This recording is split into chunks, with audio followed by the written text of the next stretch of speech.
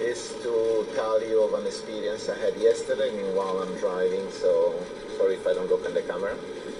But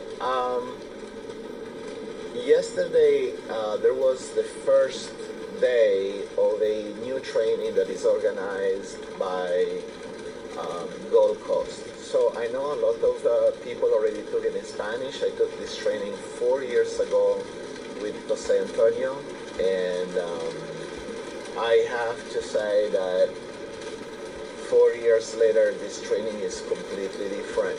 And the reason why I'm doing this video is to say how excited I am about this training. I have nothing to say, it's nothing about me. I've been begging Jose Antonio to let me get in and let me teach it as well. Let me learn it and teach it, because